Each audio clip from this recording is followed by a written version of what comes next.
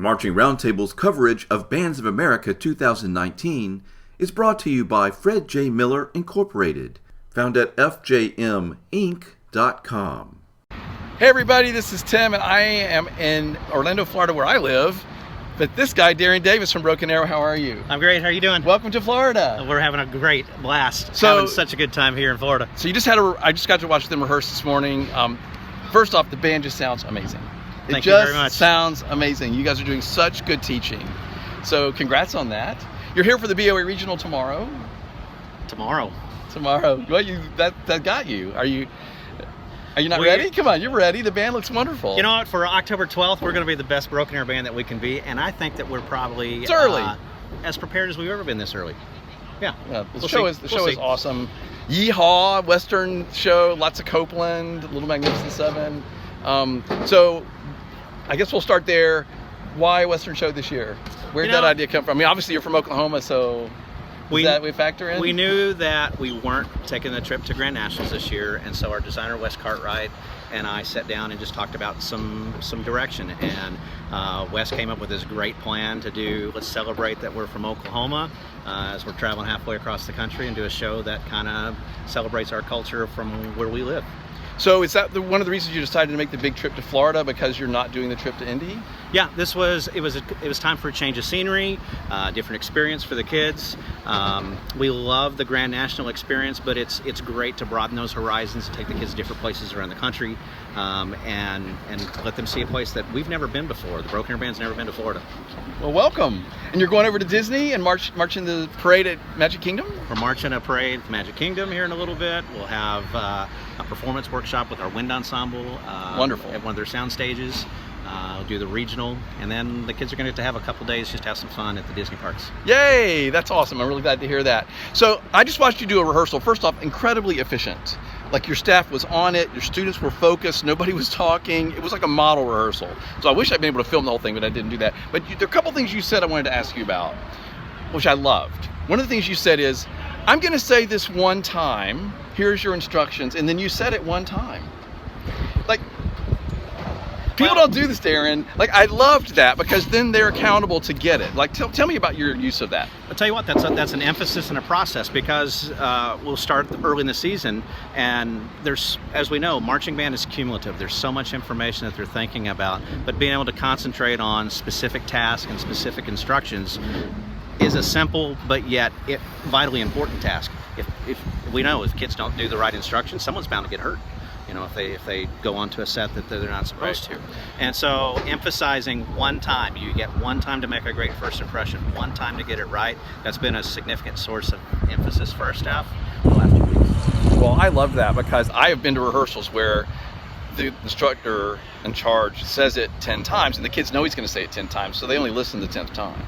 So anyway, I just wanted to point that out, because it made things happen really fast, and the kids were definitely engaged, because they knew, I have to listen. Right. You're not going to keep repeating yourself. I loved that. I think it raises a level of accountability, and our kids need to get better at that. That we feel like that they become unfocused, and it's the next layer, next challenge. If we rehearse more efficiently, obviously we can get more accomplished. Well, the other thing that was, you have a lot of staff members on the field, and when there was a time when something had stopped and there was a group being fixed or whatever, they were working with their group.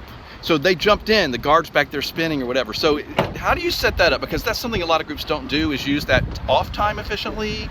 Is the staff just empowered to know to work with the kids when they can, or what do you say to them about that? Well, we really get into two different modes in an ensemble and coordination rehearsal. Primarily, the information will come from the box first, the most big picture, or that focus of that run's comments will come from either myself or the box staff that's there with me. Right. And then we'll send it down to the field level to allow the field staff to get their time that they need to say it as quickly as possible and still get it done. However, if there's a place where we have to stop and say, hey, we are going to work on this. We're working on this one thing, and I need 60% of the group is with me crafting another idea. We expect the instructors, and they do an incredible job of making a mini rehearsal out of that time to be efficient and get as much done as we can while we're working with that group so we don't bog down. And it happened, and kids were constantly engaged. Like, nobody was, like, I mean, I would be watching you do something over here with the brass and look over, and they're doing the movement rehearsal with the woodwinds, or in the guards in the back tossing or doing a movement sequence. I just thought it was really efficient use of time. So we know that the top bands in the world do these things, but I just wanted to point it out because I saw it happen. Well, every time I go to another band's rehearsal, I pick up and glean things like, oh, we don't do that. I wish we did more things like that. And so I think that as band directors, we're doing that all the time when we get to go see other people rehearse. We're finding the things that we like that maybe we could spark a point of emphasis to improve our group along the way. Okay, you also did something, I don't think I got the term right, mini march and, what was that phrase? You use that a lot.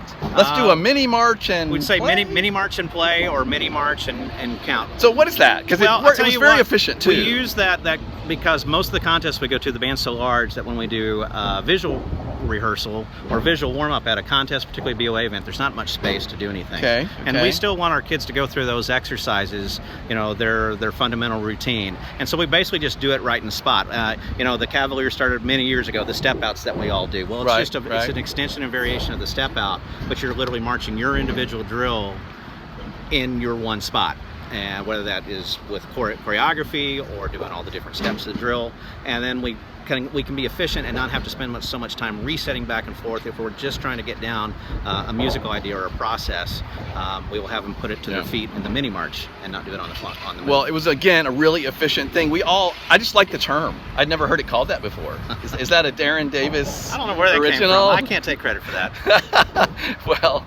All right, the other thing I want to ask you, and I'm going to be getting to talk to some other instructors, so will be some other topics. The show that you do always looks like Broken Arrow. You know what I mean? Like, you do all these different things, you do them all really well. Sometimes they're really esoteric, sometimes they're really accessible, but they're always great, but they always look like Broken Arrow.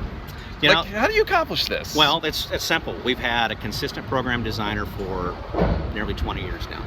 And so there's a singular vision there and crafting and putting that production together. So Wes Cartwright is our program designer, program director, and he makes those artistic choices, and thank God that he spends the time that he does with our music designer, percussion designer, visual designer, and does everything so that no stone's left unturned. And that in itself makes it uniquely Broken Arrow, but it's uniquely our design team that makes it that.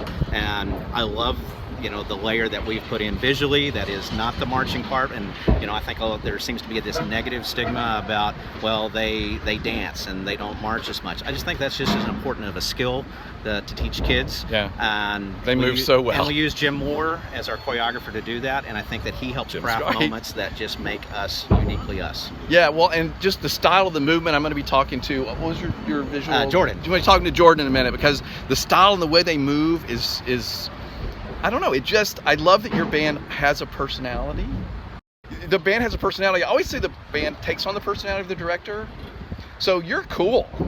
You must be really cool, Darrin, because your band is cool. I can promise you those words have never been spoken about me ever. I am not the coolest.